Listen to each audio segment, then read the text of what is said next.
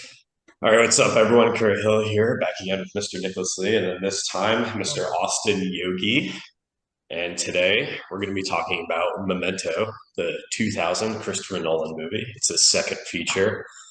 Um, we're doing this one today because it's my favorite Christopher Nolan movie, and it's also Austin's favorite Christopher Nolan movie. And this is one that we have talked about so many times. So we figured it's time for Nick to watch it too, and then have a group discussion on this. So today's going to be pretty fun I think about this that. might be my first Christopher Nolan movie because I don't watch movies. You've seen Christopher Nolan movies. What movie have I? Oppenheimer.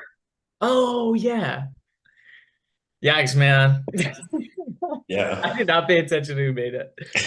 Anyway, sorry, that was so bad. I'm exposing myself. So Whatever. it's okay. We'll leave all of it in. But yeah, Memento. Austin, do you want to give the synopsis of it?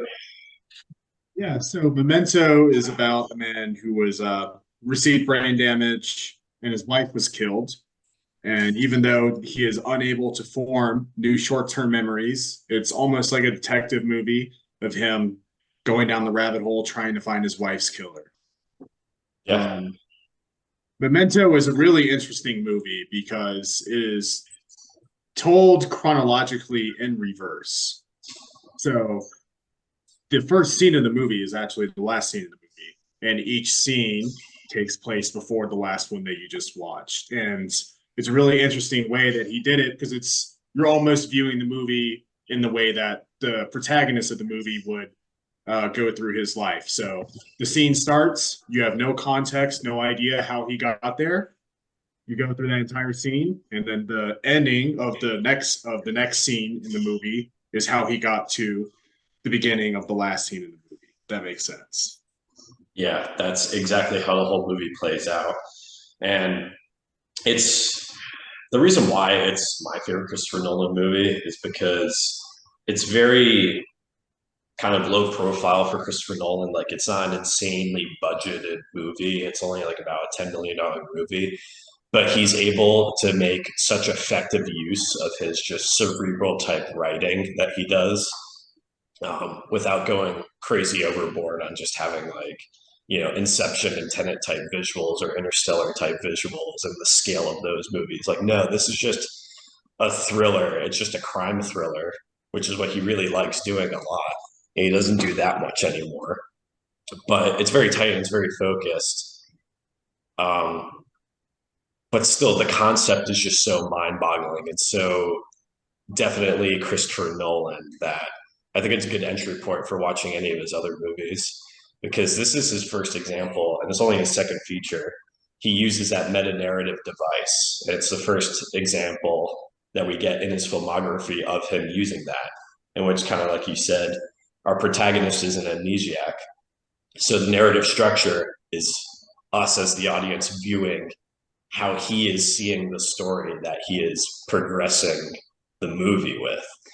And yeah, it's just the first example of Christopher Nolan's kind of mind bending type writing. And it's executed so effectively here on such a small budget with only three characters, really. You have our main character, Leonard. You have two-thirds of the Matrix cast right off of that movie. You have Teddy and then Natalie, played by Carrie Ann Moss. And those are really the three characters that you just ruminate with the entire movie. And it keeps the story very focused. And despite the kind of abstract nature of how Nolan is presenting all of the information to you, it's very easy to follow because you only have those three characters. And so you're just keeping a mental log of what each of the three characters are doing as the story moves forward. Um, yeah, I just think it's a very good introduction to the kind of stories and the kind of writing that Christopher Nolan does throughout the rest of his filmography. What were your thoughts on that, Nick? Kind of how Nolan tells the story here, reverse and forward at the same time. Yeah, I mean, this is the first time I think I've ever seen that. I mean, are there other movie examples that you can think of Yeah, yeah, yeah, in yeah. this specific style? Because I don't think I've ever seen anything like this. Yeah, I mean, he does the same exact thing again in Oppenheimer, right? Oh Mhm. yeah, yeah. Okay. Except it's kind of inverted because he tells the forward narrative in Oppenheimer in color, whereas the reverse narrative is the black and white, Yeah. which is that makes total sense for Oppenheimer. But in this movie, he's telling the forward narrative black and white, and then the reverse narrative is what's shown in color, and then they merge at the end when he shakes the Polaroid. Yeah, no, I really enjoyed that aspect of it. Just, I mean, I didn't know that that's how the movie was structured. Right. So finding that out as the movie was going along was it was a treat for me, honestly, because the whole time you're just trying to piece together the narrative, like who's lying, who's telling the truth, and then you get to that scene, and we'll talk about it in a bit, but and then you get to that scene, and things start to make sense, and yeah, no, I thought it was good. I like the way it did that. Yeah, I really like the theme of this movie, how it kind of plays with the way that you experience time watching the movie. Because this isn't, like you said, he did it in Oppenheimer, but if you look through his filmography, he does it a couple of times actually. Um, Super on the nose would be Tenet, right, with the characters literally going backwards in time. But something like Dunkirk, I think, is also really interesting, where he splits the movie into three subplots that all take place at different periods of time. And then throughout the movie, you watch as those three different groups of characters begin to intersect. And the actions that you see in one of the subplots of Dunkirk, you'll see again and have more context for the next time it comes up when another group of in the narrative come by it. And then even something as much as um, Inception, he does it a little bit. So when the character is in the dream state, there's multiple levels of the dream state. So he separates out the characters again. And for some of the characters, they're experiencing time at one speed. For other characters, they're experiencing at another speed. And he's really able to stretch out how much movie he's able to make in the period of time that he's trying to fit it all in to the movie. So the majority of the movie takes place on like an 8-hour plane flight, but for most of the characters, it's like it could be as long as like weeks. I think is at like the lowest levels of the dream state. Yeah, he definitely does that. And then, like you said with Dunkirk, how you're provided more context later on with the scene. He does that here in Memento too, because he's telling the forward and the reverse narrative pretty much at the same time. And then that overlap is like it's usually like a sentence that the character says at the end of one of the sequences. And yeah, a good example of this is every time Ted says Lenny, and he's getting him from the clerk at the front of the hotel. Like that's a good example of like you heard it before, and you're like, oh, I saw this scene like 5 minutes ago. This is where that storyline is heading to, and he does that persistently in this movie, so that it's not too hard for the audience to follow, and then gain more context as the story progresses, or in some case reverses. And it's especially rewarding on rewatch because you know where the story is heading. And it kind of makes it all the more messed up for what's revealed at the end when you know Leonard's true intention. It's manipulating the facts of the story to influence our emotions with the movie because we think Leonard is the protagonist the whole time through. And then by the end, we realize that that's actually not the case. He is the antagonist the whole movie. But he sets up Teddy to be the bad guy. And we as the audience with Leonard think he's the bad guy. And we don't know why, but Teddy is just set up to be suspicious. And then we see the notes that Leonard sees that he's wrote from him. And we learn that Natalie kind of manipulated himself, but ultimately in the end, Leonard manipulated himself into making Teddy the antagonist when the whole time it's reversed. But Nolan really also sets it up so that we as the audience are also fooled by Leonard's ultimate lie in the end and the reveal of him being a villain. We only believe Leonard, and then we realize at the end that we shouldn't have, because Leonard has chosen to purposely distort his reality so he could always be searching for his wife's killer, even though he already killed his wife's killer. So I don't know if you guys were thinking about that or had any points on it. Oh, well, was it him who was doing it, or wasn't it Teddy who was doing that to him? Well, it was Leonard who Teddy made gave him the reason to always look for John G. or James G. it It was was necessarily John G. But it's Leonard's decision because Teddy was telling the truth at the end. Teddy was like, "Yeah, like you killed John G." But Leonard couldn't wrestle with the reality of living as an amnesiac and then not having any other purpose than finding his wife's killer. And then that's when he's like at the end, he writes like "Don't trust his lies" or whatever. He yeah. purposely makes Teddy the John G so he could be searching for the wife's killer. And then we're set up to believe at the end that he's just going to keep doing that when he comes to that realization over and over. And then I mean, Teddy, I he's not like a morally sound guy or anything, but he's still pretty innocent in all of this, and he was just more or less unaware of Leonard's intention of not really being able to cope with it. Like he knew Leonard was just going to keep doing it over and over again, but he didn't think Leonard was going to turn on him and make him John G, which is why he's genuinely surprised at the end when he kills Teddy. Well, do you think he was gonna keep doing it? Because I'm trying to remember the first scene when he took the picture and he was shaking it and it was actually disappearing. Don't Could you interpret? I mean, I don't know. I almost interpreted that as like maybe he was the last John G or James G. And Well, he he says like immediately right at the end before he forgets that he set Teddy up to be John G.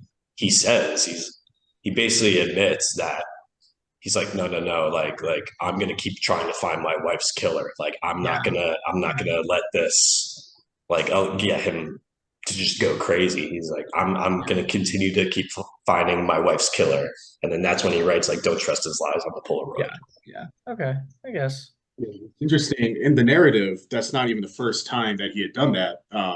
Towards the end of the movie, when they're talking about his file, Teddy mentions that Leonard was the one that removed a bunch Yeah. of pages from the redacted all the information. So it was complete when Leonard was given it to him, had received it, but he he couldn't live with the idea that he doesn't have a purpose in life anymore. So he Yeah. needed something to give him that drive. Speaking of Teddy, do we want to talk about characters a little bit?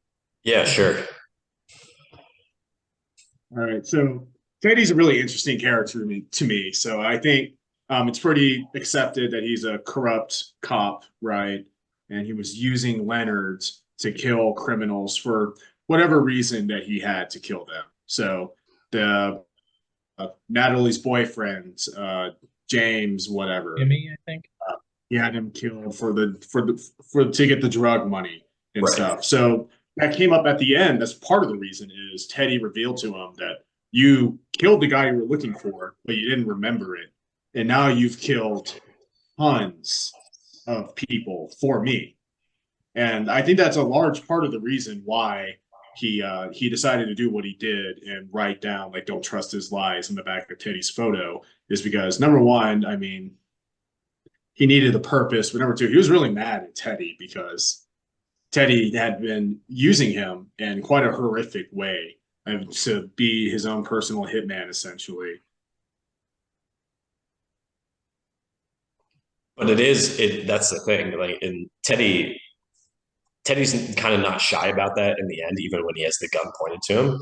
He's like, you would have done it either way because you're so dead set on finding your wife's killer. And he's like, I was just using you to get dangerous people off the streets. And so he's kind of like trying to propose, like, what's the issue here? Like, you're doing something that is in line with trying to find your wife's killer. You're still getting criminals off the streets, and I'm using you for that because you're going to continue to do it anyway. You can't control yourself because of your condition.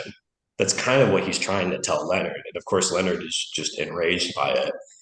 But Leonard also immediately after that does exactly what Teddy says. He kills Teddy, and then he learns this realization from Teddy, and then goes against Teddy and just admits to the audience that he's setting himself up to always be finding his wife's killer. Yeah, Teddy is not he's not like the best guy. He's kind of a corrupt cop, but he realized that Leonard was just going to go and find someone to kill anyway, and so he just used him to kill these criminals that he was hunting after.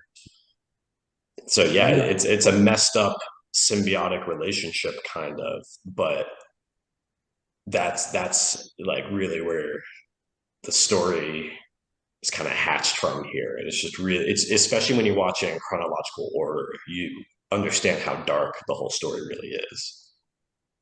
It makes me wonder when Teddy kind of turned into being a bad guy because throughout the movie, he does show some level of care for Lenny. He's always urging him to, he needs to get out of town. Um, he needs to be like trying to keep him safe from the people that might want to hurt him because he killed the drug dealer.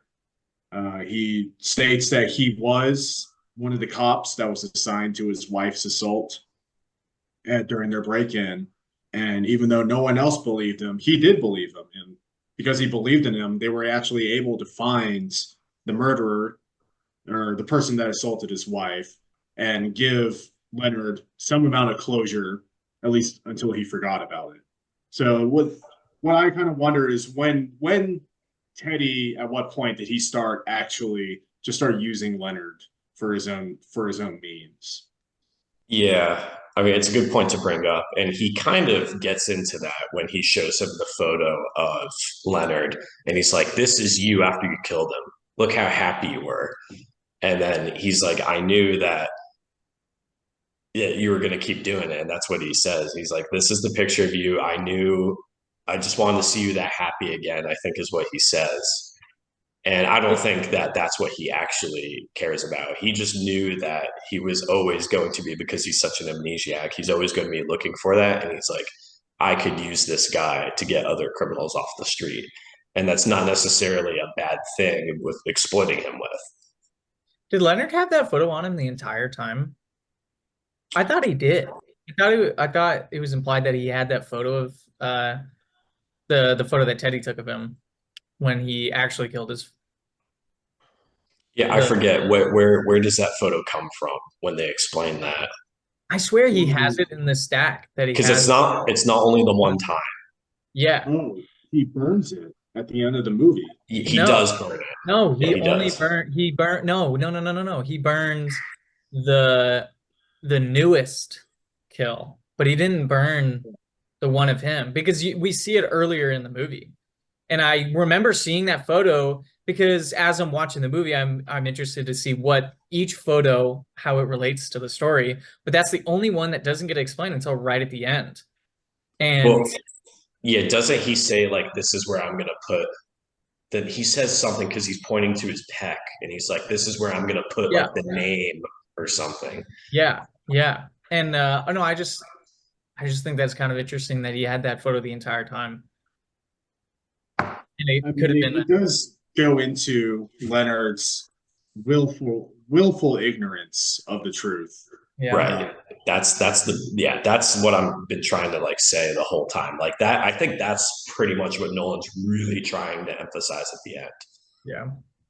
because I mean, at any point after any of the kills, Leonard could have written himself a note saying like, "I got him," Yeah. essentially, but he chose not to.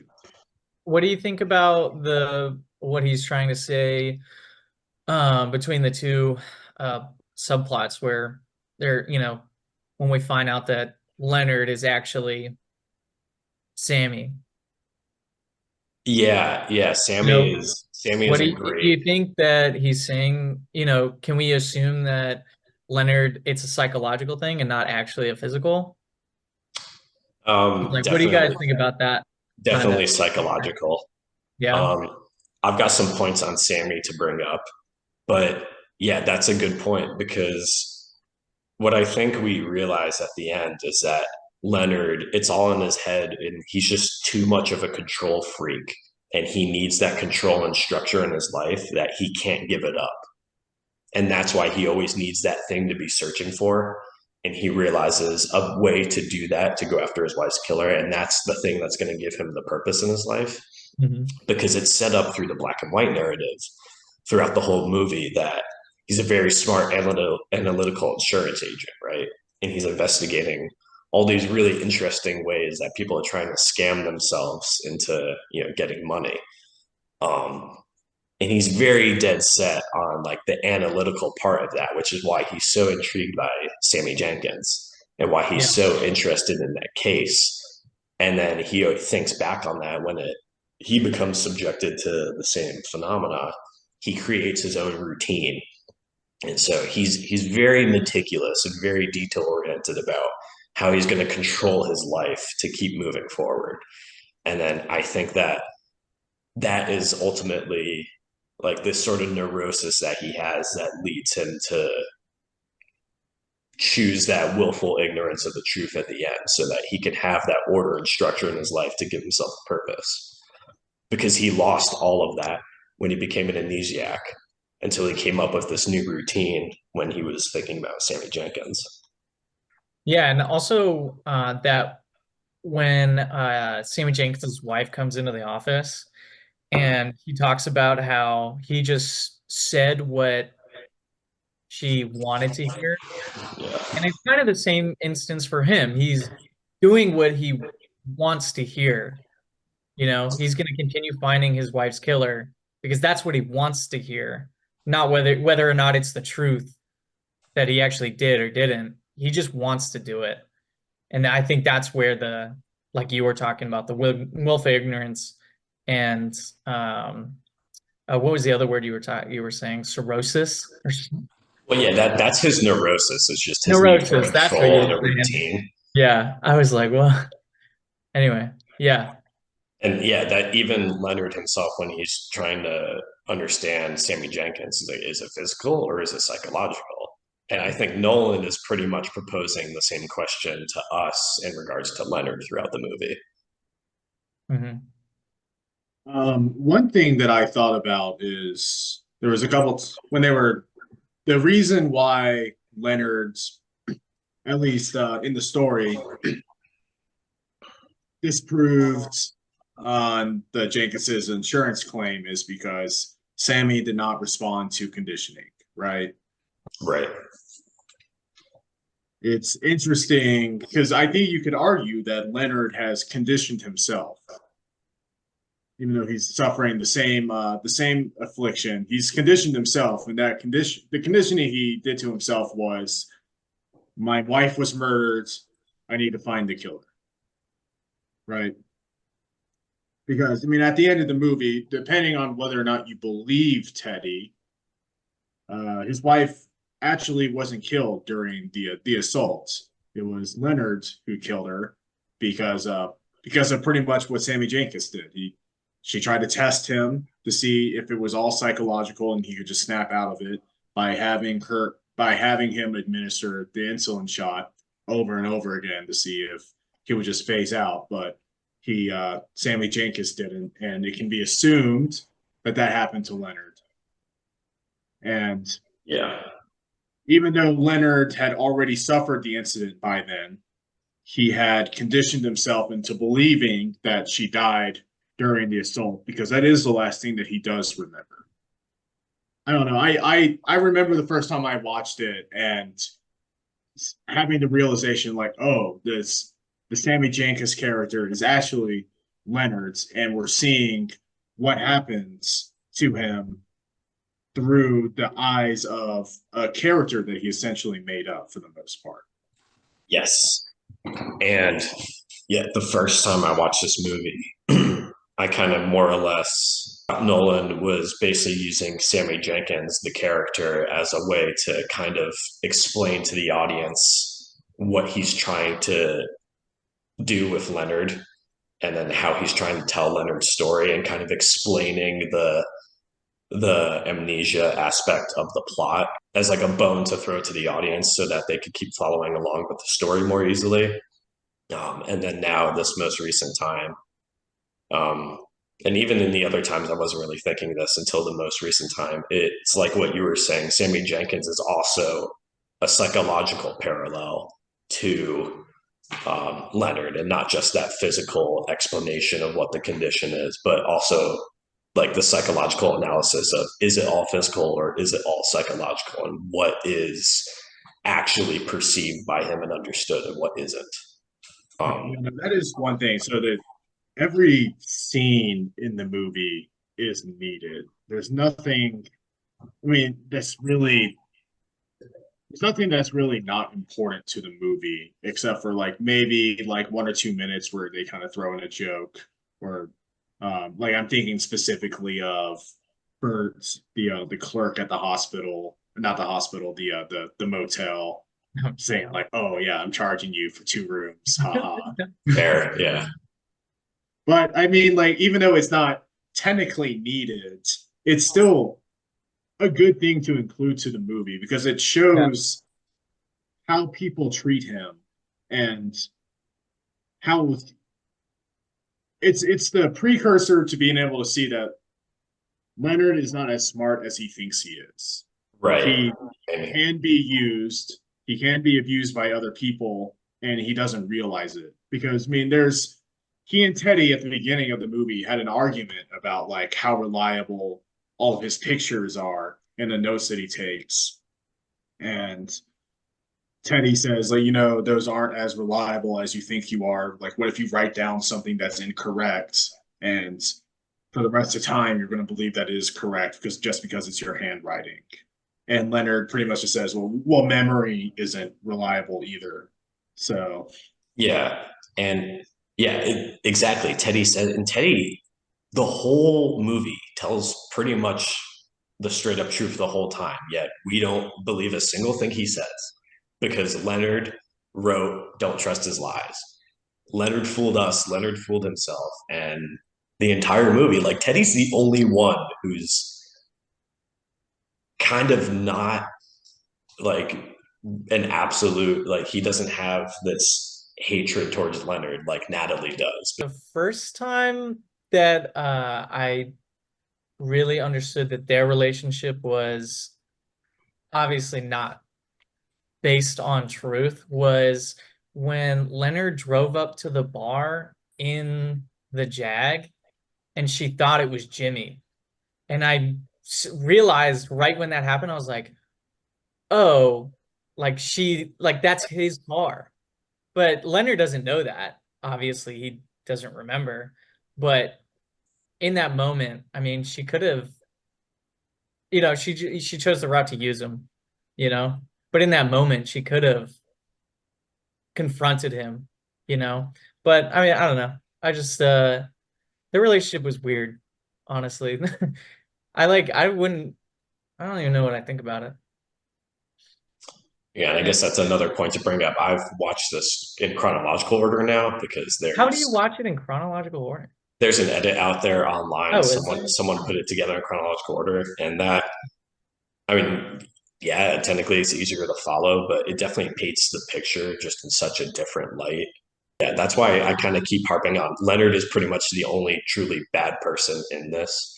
Whereas, like, you don't really feel that if you just watch the movie the way he intended it, because he wants you to see that at the very end. Mhm. But when you know that halfway through the movie, it changes everything that happens after. I guess we could talk about Natalie's character more in depth, since we haven't really talked too much about it. So Natalie was the girlfriend of the drug dealer that Lenny kills at the very end of the movie. So at the beginning of the timeline of the movie, I guess. Right. And she is very obviously hurting.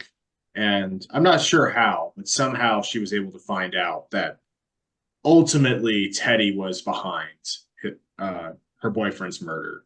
And she's able to, through her grief of losing her boyfriend, she, just like Teddy, just like many of the other characters of the movie, figures out a way to use Leonard to deal with her problem, essentially. Mm-hmm. Um, she is she gets the third most screen time of the movie, but I mean, she is a relatively minor character of the movie, kind of. She kind of like influences what Leonard does, but she's not in the movie a whole lot. But it's really interesting. The most interesting part of her character is the halfway point in the movie where she makes that switch. And up until then, you had only seen her in a pretty warm light, respectively. And then she has the scene where she's calling him all these names and she's super mean to him. and you can see exactly how manipulative you are. And if it's your first time viewing the movie, you have no idea why she's doing that. It's super Yeah. confusing. It really is. Yeah, Yeah. I felt that because it was my first time watching it, and I remember that scene being there was a big tonal shift right in the middle, kind of when Natalie goes into Anna Leonard and calls him a freak and all that crap. Um, that was I guess a moment. Was that kind of in the middle of the movie when that scene happens because it was It's the setting middle of yeah, the story for middle sure. of the story basically, but yeah, because for the first entire half was just setting up Leonard as a reliable character, which obviously we find out that he's a completely unreliable character. And I think that was one of the first scenes, I guess, that Nolan is really pushing to the audience, like, hey, like Leonard is being taken advantage of, and we can't, as an audience, necessarily trust what he's even thinking to himself, and that the notes he's taking aren't necessarily true. Um, and I think Natalie was a good character to use to kind of like bring that out. I think the big tell for me, and I know Austin feels this way too, is kind of how Leonard is maybe purposely misremembering the own murder of his wife initially. Because again, we think we're led to believe the whole movie that she died right then and there at the assault, but there's a scene that kind of like lets us know that there's more than that. Yeah, it's at the very end when Teddy he essentially just tells Leonard like the Sammy Jenkins that you remembers that he remembers is not real. He is Sammy Jenkins that he's trying to remember. Everything that Sammy Jenkins did, he did, and he's remembering it the way that he does, as almost like a defense mechanism, because of all the trauma that he has had to go through, and the fact that he can't remember anything. It's more convenient for him to just say, "This happened to Sammy, but I'm going to be better than Sammy, and I'm going to." He talks about how he has a system that was better than Sammy's, that he has a drive that Sammy did, and that he's going to beat it, even though Sammy did. Even though, really, that story that he tells about Sammy throughout the movie in the grayscale is really his story, and that's not something that's revealed until the very end. Right. Yeah. And I think that's a good way to close out kind of the discussion on the narrative. Like other aspects of this movie, kind of mentioned the editing is really good. Obviously, the cinematography is really beautiful for both the color and the black and white. There's not a lot of things that really date this movie at all. It's literally only the Jaguar and the bleach blonde hair. Other than that, you would never probably be able to tell that this was made in the year 2000 because it's just plot centric story. It's all this movie is. It's all it discusses. That's all it shows. And that's all Nolan really wants you to think about. It's very good. I think it got 2 Oscar nominations. I think it was writing and editing or what it got the Oscar nominations for back in 2000, 2001. And other than that, the only other fun fact I have is that it is the second movie in the year 2000 to also use David Bowie's song "Something in the Air," which came off his 1999 album, the year before these 2 movies. But American Psycho is the other movie that was in, and it is the end credit song for both of those 2000 movies. So I thought that that was kind of funny, kind of interesting because tonally, of course, they're both very dark and kind of subversive movies. So don't know if it was intentional or not, but found that that was pretty interesting. Uh, Other than that, I think we've beaten this one to death. Any other points that you guys have for it? Nope. No, I don't think so.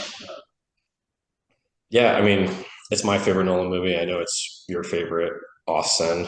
I don't know, Nick, for you, final thoughts on like just Nolan movies, like where you kind of Yeah, see this. no, I know you haven't seen too many, but no, it's up there now. I obviously we talked about. I mean, I think we're all big fans of movie movies for what was it again? Filmmakers movie? Or what were you saying? Yeah, I mean, like, yeah, this is a filmmaker's movie. Like, this is a Yeah, director-centric movie, and I love those types of movies. yeah, and I think that just really plays into this the kind of movies that we like, and I like it a lot. It's definitely up there for me. Yeah, go give it a watch. It's definitely a good introduction to the rest of Christopher Nolan's filmography. And with that, thanks for another week, boys. Thanks for joining me, Nick and Austin. And I'll see you next time. Next week should be pretty good for what we got in store. Yeah. All right, see you, boys. Yeah.